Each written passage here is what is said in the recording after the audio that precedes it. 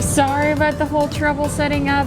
We got caught in the rain. Yeah, big time. So now we're still a little bit wet from walking through the rain, but we found a new spot to film this video for you. And we're under an umbrella, so Yes. should be okay. Yeah, today we're talking about 8 skills that we've learned from doing YouTube, and they're transferable skills that are not only good for being a YouTuber, but also can apply to many other things, like being a PhD student or a university student in general. Even like everyday life. Yeah, even everyday life.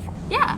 And while we're doing that, we're painting some paintings. I don't know because what it's fun. Yeah, I don't know what I'm painting yet, but we'll figure it out. Okay, so the first skill that we think we learned from YouTube, and that's transferable to real life, is working on long, intimidating projects and, you know, keeping up with them, going through them, seeing them as not too intimidating.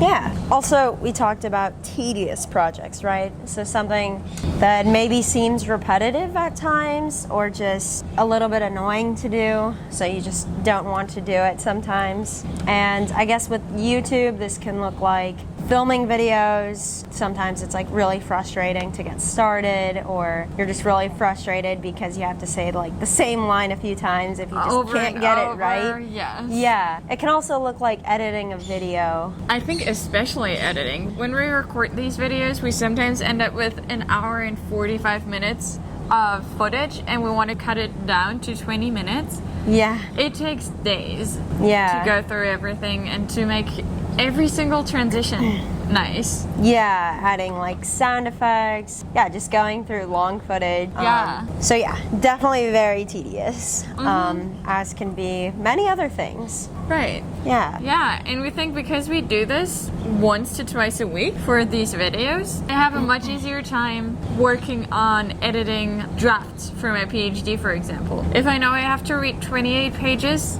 and I'm on page 2 and already over it, I know, okay, it's kind of like being on minute 2 out of 28. Yeah. And it's not that bad anymore. Yeah. I think at the same time, it's probably also like building your muscle of discipline in a way, right? Because it's just something that you have to do. It's kind of annoying at times, like the editing or, reading. Yeah. But you just get through it. No, I agree. And the more you do it, the easier it becomes to just like follow through with stuff like that. Yeah, that's definitely something that we learned from YouTube. Yeah.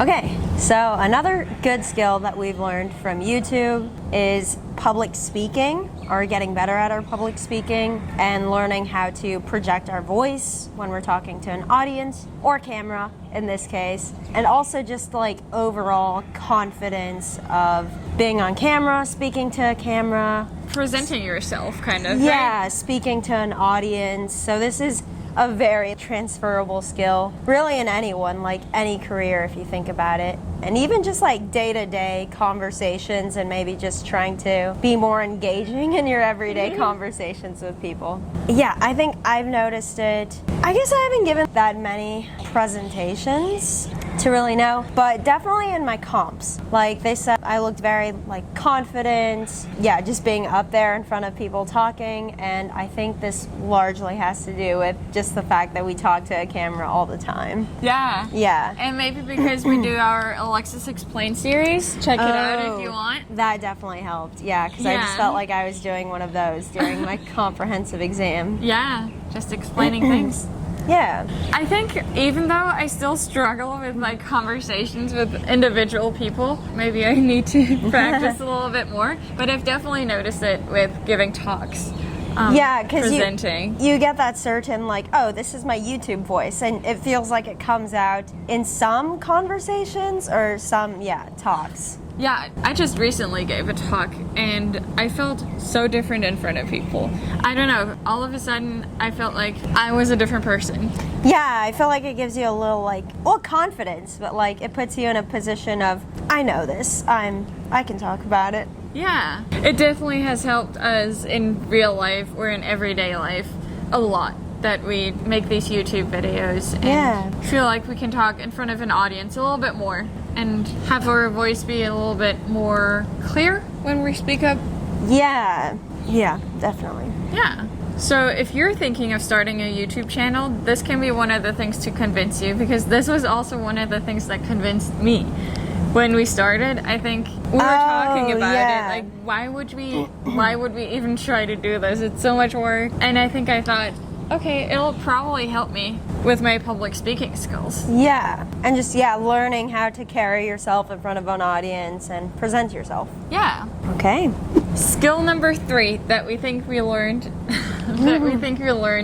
from doing YouTube that's transferable to everyday life is actually pretty related. I learned to be okay with how I look on camera.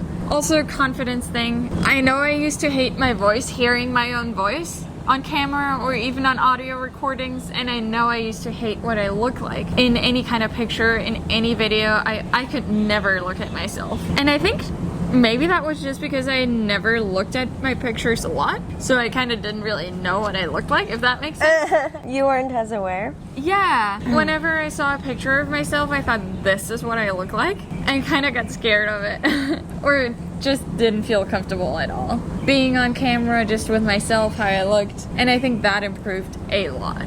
Yeah, that's really good. Yeah. You didn't have that? No, I don't think, I don't particularly always like the way I look in pictures and stuff, or even on camera. We do our best to try to get the best angles and the best lighting, but it doesn't always happen. Like sometimes your hair is funny, but I think if anything, it's just made me feel more okay with I don't have to look perfect in every picture or video. Like if I have a pimple here or there or something, like it's just what it is, and we're still gonna record the video. Yeah. Like, there's no need to. It happens to everyone, right? Mm-hmm. Yeah, like there's no need to not record for the day because I have a pimple. Yeah, like you just go on with it, and that's life. Yeah, so that has definitely improved a lot. And that's like super, not necessarily only like transferable, but just like a good core skill to have, you know? Yeah. Being confident in the way you look. Yeah. Just a really important thing everyone should feel confident. Yeah, just good for your like well-being in general. Yeah.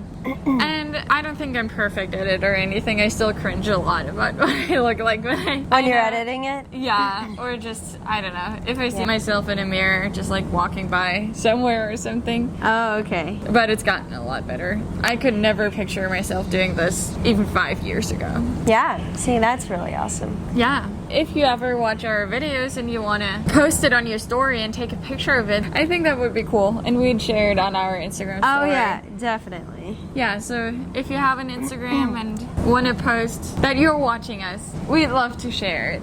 Next, number 4. The fourth thing we've learned is that consistency is key. With YouTube, definitely, but also with almost anything else in life that you want to work towards, consistency is key. So, yeah, I guess with YouTube, you know, everyone knows that in order to get monetized and like grow your channel, you want to be posting at least one video minimum per week. So what this kind of looks like is just always filming something, always planning your next video. Yeah, always doing some kind of editing. Like we're always doing something related to our YouTube channel, right? Working on the next big thing. Yeah, there's never an end. You keep going and going. Exactly. And I feel like this is especially relevant to schoolwork and those like longer projects, even like a PhD, where the finish line isn't really anywhere in sight, right? Like the whole thing is just that every day you go in and do the one most important thing that you're supposed to do for the day, and then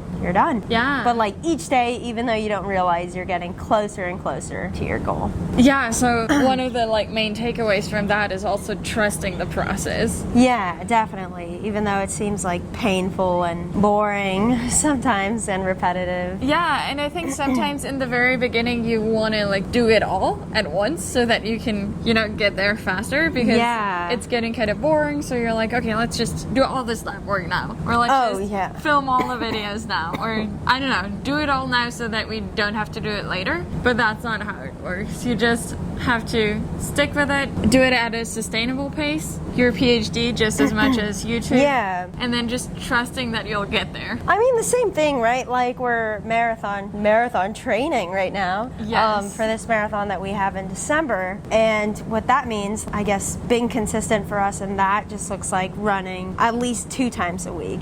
I mean, maybe at least 1, but at least 2. Yeah, even though that's terrible sometimes. Like you just do it and you get closer and closer to like being prepared for the marathon day. And in the marathon itself, you just keep going. You know, you could be going like a turtle's pace or like a really, really slowly, but eventually you get to the finish line. Yeah, and there it's kind of the same. You don't want to start too fast and just want to get it over with. Yeah, because like, that's not how things work. Burn out, not be able to finish. You also don't want to just like cheat and walk to the finish line because that doesn't feel as good as running the marathon and like the pain of doing it. So yeah, it's all in the journey. And trust the journey. Mm-hmm. And enjoy the journey, because if you don't, you might be there at the end of your PhD. Once you're monetized, you're monetized. Yeah. Once you're done with the marathon, you're done, but you missed everything up to then. Yeah, all of the important things that happened. And yeah, you might have missed 4 years of your life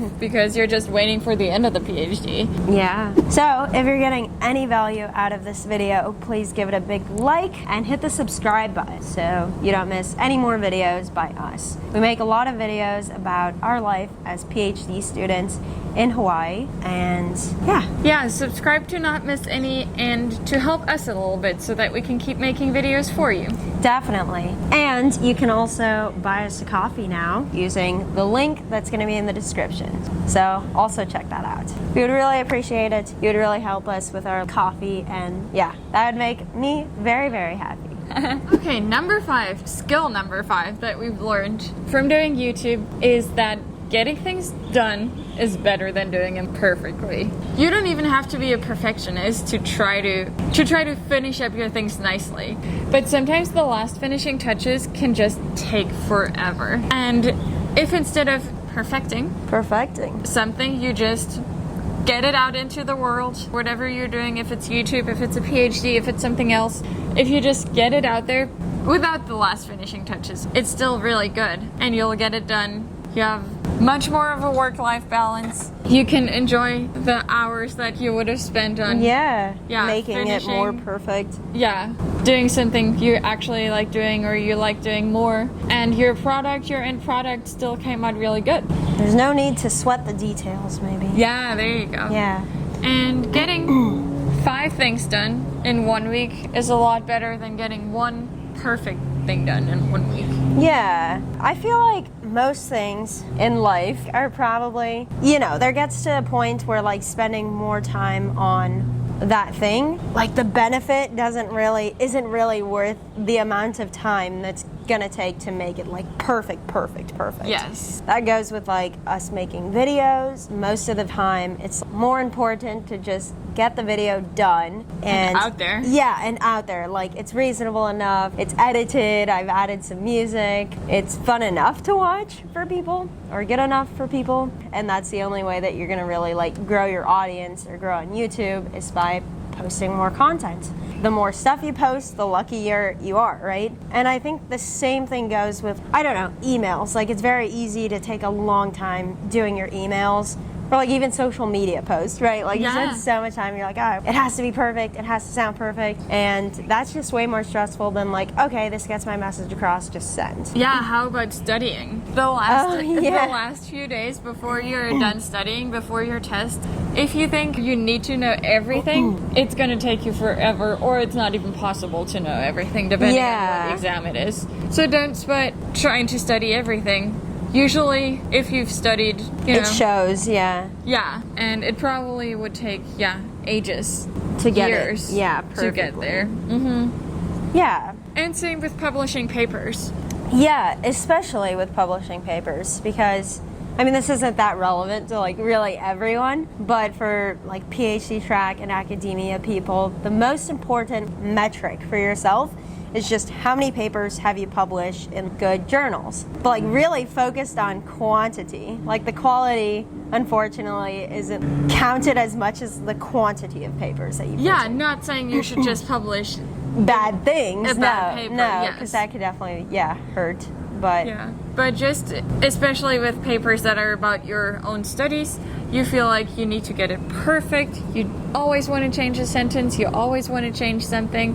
Just get it out there and it's fine. And you can write another paper if you were still waiting for some later results or something. And I think a lot of the times, like, the most important thing is getting it out there in a timely manner, right? Like getting it done in a timely manner. If you take forever because you want to have the perfect results or the perfect paper or just the perfect, like, even job application thing, Yeah. maybe turning it in first or getting it done sooner is better. Yeah. Yeah. No one cares about your data from 2008 anymore. Yeah, exactly. Like, how relevant is that? 5 other people have written papers on it since then. Yeah. Because you just, missed your chance. So Yeah. it applies to many things in life.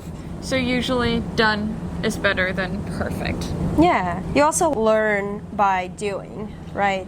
So it's kind of like the pot analogy. There are 2 groups of people. One group had to make 1 pot and they were graded on, like, the goodness of the pot, and the other people had to make 30 pots. And One the a day best or a something. pot a day. And the best one came from the quantity group, the ones that did many of it because they just, like, slowly improved with each pot. Yeah, even though the other group had 30 days to get To one make done. the most perfect one. Yeah. Yeah, and I tell my students the same thing for their writing skills, for example. They don't need to, or if they only write 1 essay at the end of the class, that essay might not be good. But if they keep writing during class, if I keep giving them writing assignments, they might not like it, but they know, or I'll tell them, and they'll notice that they'll be a lot better by the time they're writing their final essay. Yeah, small improvements over time. Yeah. Skill number 6 that we've learned during our time being on YouTube is time management. This is a big one, really important for students, but also just anyone in general, in any type of career or just daily life when you're balancing, like, so many different things. Like, maybe you're balancing being a student or having a job, a little Family. side hustle, family, relationships. Yeah, you have to learn how to manage your time. And I think by having, like, a little bit more on our plates, something in addition to our PhD, which is YouTube, has really helped us, like, learn how to Use your time efficiently? use your time efficiently, not wasted nearly as much, just like because we don't know what to do or not doing anything important. And one of the biggest things I found that's, like, super helpful for getting things done, getting everything done that I want to get done, is, like, scheduling chunks of time, which is, like, anywhere from 2 to 4 hours to just work on a single thing. So usually it's, like, editing a video, because that's the slowest step of the video, like, process. Could also be filming, because that takes a little time to, like, prep it and also get everything set up, record it. It could also be, like, studying, reading, and writing papers, like that type of stuff. I find that it's much easier once I get in the flow of it, right? Yeah. And I think another thing, I think that's why people do, like, cleaning days. Yeah. Because why are you gonna clean up throughout the entire week? Things are just gonna get dirty, right? So you, like, take a whole day to do all the chores, do all the cleaning, do the laundry, because it's just easier to focus on one thing and be in that mode. Yeah. Anything you have to add I'm trying to think what I learned the most about time management? Yeah. I think for me, it's to not listen to what other people say about how to spend In your general, time. ever. No, about how to spend your time, because I know lots of people tell me you have to get your PhD work done in the morning. Others say I would pull an all-nighter every other week, and that's how I study. And whatever people say, I think I feel bad because I don't do it, and I feel like I'm not spending my time wisely if I'm not doing it like the other people that tell me this is the key to doing things. Yeah. And then I think I just realized if I want to get my things done, I get them done the way I want to get them done. Yeah, you're the one doing them. Yeah. maybe that's another confidence thing where I don't need to be influenced by others, but the way I work is sometimes inspiration hits me and I work on something for 5 hours and that's what I do, and then I don't do anything else, and I like doing that. Yeah. But when I'm not inspired to do something, I don't have to do it just because it's 7 a.m. and someone said this is the most important time to work. Yeah. Or some people go into the office a lot, 9 to 5, and they say this is the time that I get my work done and then I don't have to do anything at home. Well, that's awesome for them. But if I don't want to be in the office 9 to 5, it doesn't mean that I have to be. Yeah. Yeah, it should really just be whatever you think is best or most helpful to you, right? Yeah. So I think about time management. What I learned the most is to just manage my time, not have someone else manage my time. Yeah. If that makes sense. Yeah, I think that's funny. I saw something on Reddit, especially as a PhD student, where you just have so many different projects going on, but we also have like this YouTube thing, we also dog sit. I also teach. We also have a personal life, trying to get everything to fit in. And I saw something that was like, yeah, setting a 9 to 5 helps with some people, but you shouldn't start working because it's 9, right? Like you can start earlier if something comes to you and you have this idea or you feel this energy to write. Start writing, like don't wait until it's 9. Yeah, I do get that a lot, actually. And don't just stop because it's 5. If you're in a flow of thing or like have a really important experiment that you started, just keep going. Just, do whatever makes the most sense. Yeah, but then also if you want to go work out in the middle of the day, don't feel bad because that's not what people do. Yeah. Or honestly, if you want to take a nap in the middle of the day, you can also do that. It's kind of just whatever you need and you find what's best for you and go with that. And trust that you can get things done. Don't worry that you're not going to get it done just because you're not working right now when everyone else is working. Yeah, sometimes like the best ideas come to you when you're in the shower or like going for a walk or talking to other people. Yeah. Right? So learn who you are. Yeah, and how you work best. How you work best.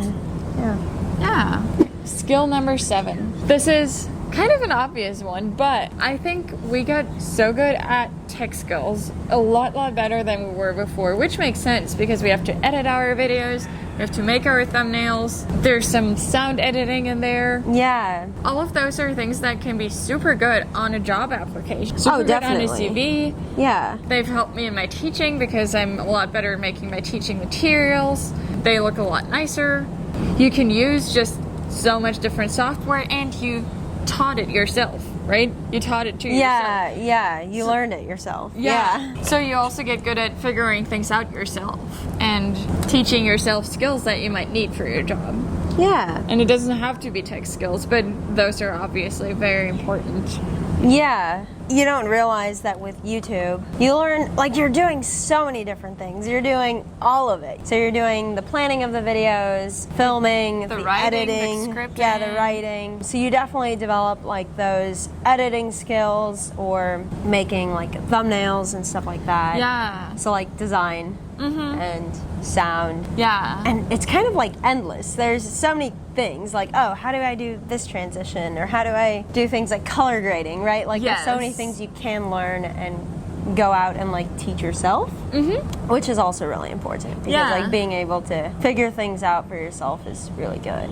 Definitely. Yeah. So the last skill that we've learned, and probably the most important, or one of the most important, is that being a YouTuber really teaches you to have these really big goals and aspirations and everything from like having an idea, being creative enough to have an idea of a video that you want to make or something that you want to do, planning it and like executing on that plan, seeing it through from like when it was just an idea in your head to the physical product. Yeah.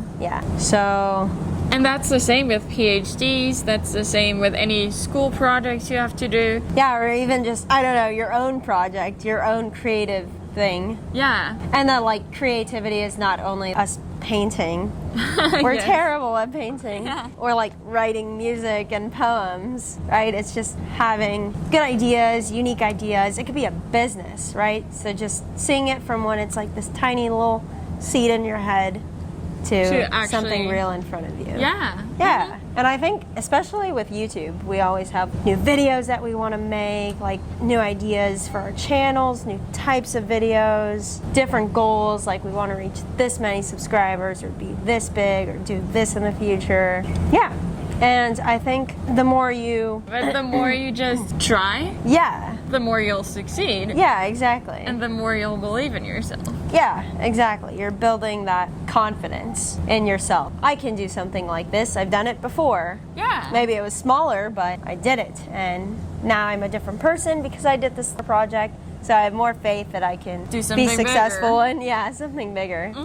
Yeah. Those are the 8 skills that we've learned from YouTube that are very transferable to everyday life, and we hope that if you guys are thinking of becoming a YouTuber, these will help you decide to do it. And we're still gonna learn so many more things too. Oh, definitely. Yeah. Yeah. We're gonna get better and better. Yeah. All right. So thank you guys so much for watching this. We love having you here with us. We love talking to you. Yeah, we really hope that you guys enjoyed our different filming location today. We're outside for a change, and it feels nice. It looks nice. And this is what we made. Yeah, I didn't know where I was going with this at all, so very ugly, but a palm tree, a rain cloud, and a sun. It's supposed to be today. Aw. But the cloud looks ugly. No. Okay, No. what did you make? A hamster wheel? No. I'm so sad because I spent so much time on this and it's still not good. Okay, but she cheated. She started earlier when we were at our other place. Okay, well, it's supposed to be a little river going by rocks and bushes. Yeah. A little house. And then this is, you know what they used where the river goes through so that it moves? Oh, okay. To make... To wash clothes. No. Oh, we should do a drawing game again. To make... What's bread made from? Flour. To Flour. make flour. Mm. To make energy, I guess. Yeah. To mill. Yeah, A mill. mill. Mm-hmm. And this was supposed to become a little plaza. This was supposed to become a little fish store. This was supposed to be where they fish. Oh, I see. Wow, yours is different. See you guys in the next one.